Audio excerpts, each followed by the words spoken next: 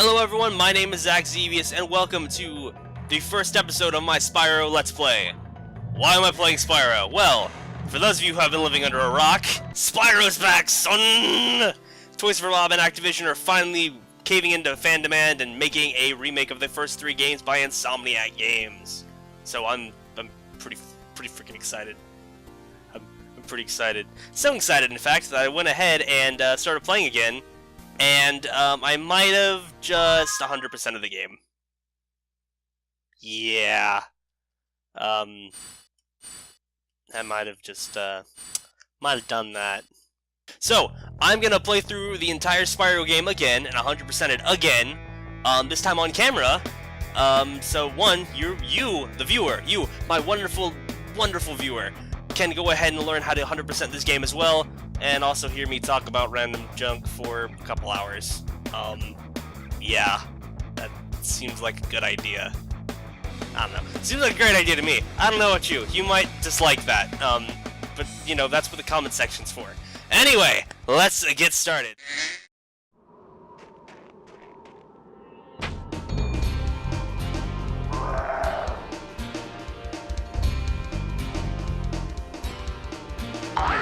Jeez.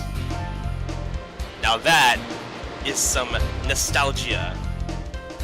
Now, as far as I'm aware, this title screen does not take place anywhere in the game. So this entire little area was built from scratch, as far as I'm aware. And that's what it looks like, honestly. So, new game. We're not gonna overwrite that. New game, empty. Let's get started.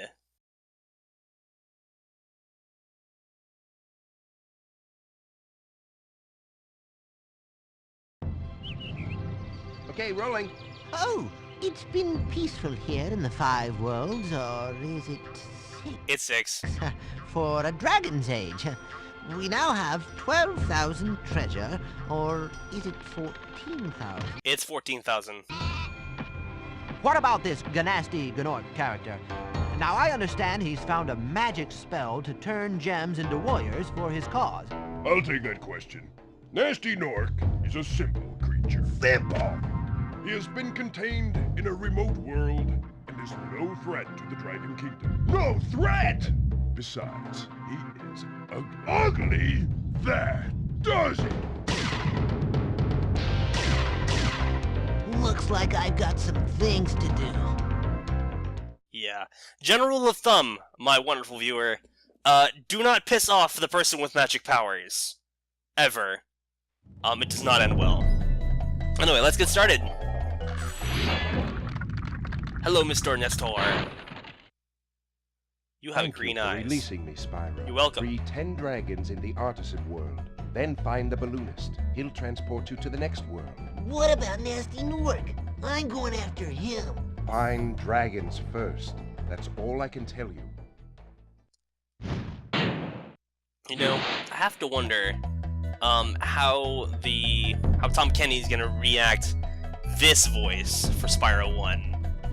Because he did Spyro 2 and 3, so all he has to do is just redo what he did for those games. But, what's it called? Hold on one second. Die. Anyway, I wonder how he's gonna get across the jerkitude. Speaking of which, oh well, let me finish this first thought.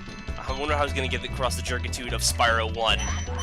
Speaking of which, early Insomniac had a nasty problem with every single first game in its trilogy. They made the character a Where's dick. Nasty Nork? I'll torch him. Keep your horns on, Spyro! You have... Jeez. I mean, to put this in perspective, Ratchet & Clank 1. Entirely different voice actor, entirely different character. In Ratchet & Clank 1, he's a total jerk. Oh, also, flight level. Yeah. Ratchet & Clank 2 and 3, he's like, oh, you know, I'm pretty okay. Like, I know when the remake came out, certain fans were like super irritated that they made Ratchet a goody, like a goody two shoes. I think that's one of the complaints people had. But I mean, if you really think about it, first game Ratchet was kind of a dick, and that's kind of how first game Spyro is as well. I don't know why. Like, I guess somebody in Insomniac wanted the character to be like a total jerk. And then when they realized that didn't really work out so well, They just made him a normal person. I digress. Anyway, but this is how this playthrough is gonna work. I'm gonna go ahead and play 2 stages. Normally starting off with the hub world and what the first stage I feel the game should open up with. Then I'm gonna play 2 more stages. Then I'm gonna play the boss and a flying stage, and that'll be the end of 3 episodes. Oh, Flash, do that again. The Artisan's boss is through a portal in the Dragon Mouth, but you are not yet ready, Spyro. First, you must complete one of the other Artisan lands. Yeah. And that way, that should divvy up the levels pretty easily. If things get a little too hectic, I will go ahead and do some cuts. I'm trying to do as few cuts as possible because the entire point of this playthrough is, oh my god, stop. The entire point of this playthrough is to get people ready for the remasters, so you know how to 100% it. And I really can't do that if I cut away from collecting gems. You know what I'm saying? Besides that, with the way I play this game, it won't be a very long level if I cut out a lot of downtime. Hey, Spyro.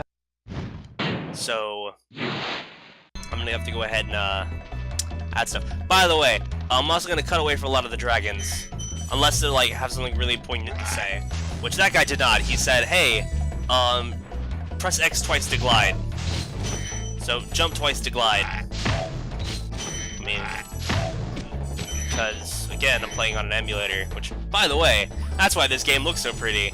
It's emulator time, son. Let's see. How many gems?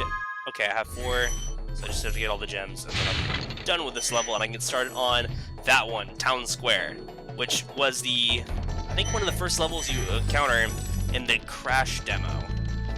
Yeah, that's actually one of the first levels you encounter in the Crash demo, which is what I grew up with. I actually did not grow up with the Spyro trilogy, I grew up with Crash.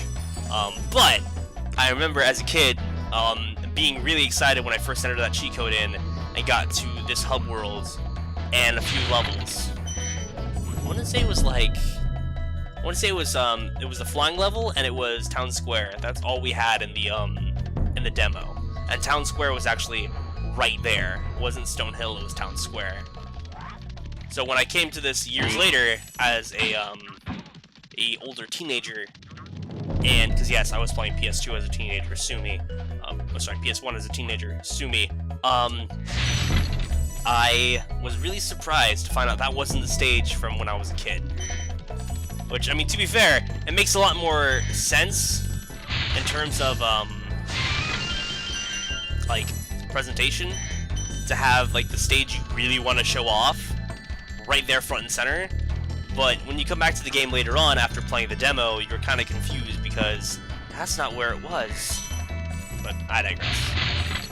That's just me looking for flaws where there really aren't any. Alright, and now we've got 100 gems. And we got all 4 dragons. Let's go to Town Square. Alright.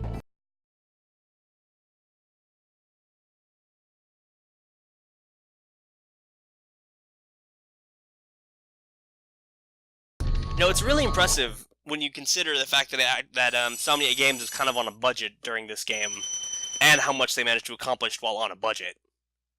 To put it into perspective, you know, after this level loads, to put it into perspective, Insomniac Games were kind of in a bit of trouble. Disruptor, the game they released just before this, was not very good. I mean, it was, but it wasn't. I played it. It's okay. Hello, Nils. Welcome to Town Square, Spyro. Thank you. Anyway, so they had to use a lot of the same, actually, no. How did they afford Stuart Copeland? I thought the Disruptor did really bad. I mean, it didn't do good. That's why there was never an HD remaster. Actually, I wonder, should I make an HD remaster? Oh god, then I get people to go ahead and do the live action bits with me. Oh, that'd be the funniest stuff. Who knows? I might play that after this, now that I know how to record PlayStation 1 footage. Good god, OBS. for those of you who did not know, I use OBS for my recording, and OBS does not like to cooperate with this game. Spyro. Welcome, haughty dragon that will tell me that in order to jump really far distances, I need to press X at the top of my glide. Like I didn't already figure that out as a kid. But whatever. Hello. And you're dead. I just had a realization. You kill a lot of animals in this game. Like, a lot. I wonder if PETA will be up in arms. Good God. Actually, I'm kind of curious now. What would the PETA Spyro game look like? Oh my God! Because like all their other masterpieces are, well, just that, masterpieces. I wonder what it's gonna look like. Oh, good lord. Like Spyro's horns covered in blood and stuff like that. Jeez. I don't know.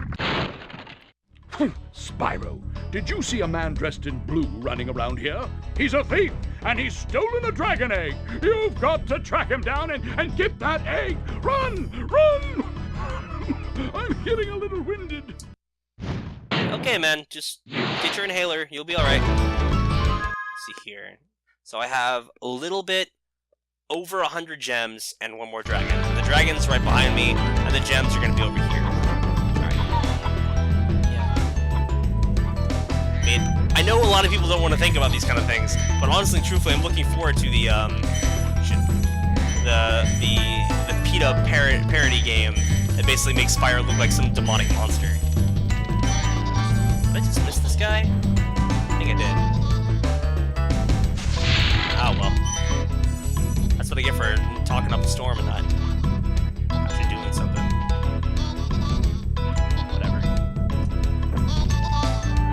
I promise I have 100% of this game. I didn't just download the save file from somewhere.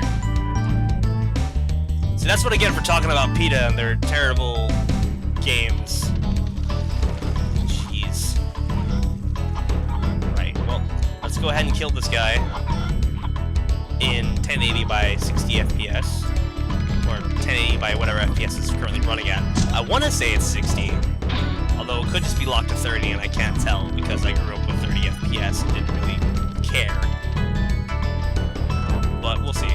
Alright, and... God, that is satisfying.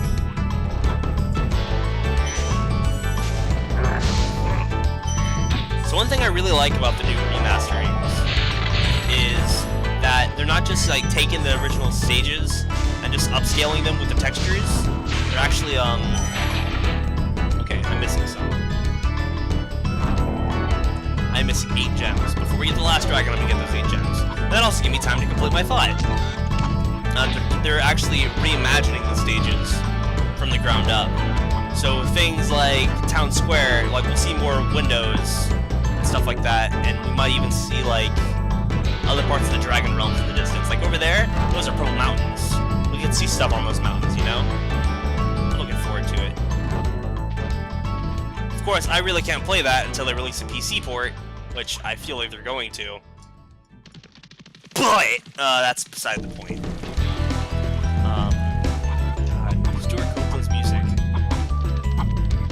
I had a conversation with a coworker about that actually. She did not know that Stuart Copeland made the music for a video game. I hope she listened to it. I do not think she did. I think she might have forgotten. That's fine. I'm not butthurt at all. But let me see here. I have a feeling it's those boxes over here. Oh, yep, there they are. That's 1. That's 5. That's 2. Alright, cool. Now we'll go loop all the way back around and go ahead and get that last dragon.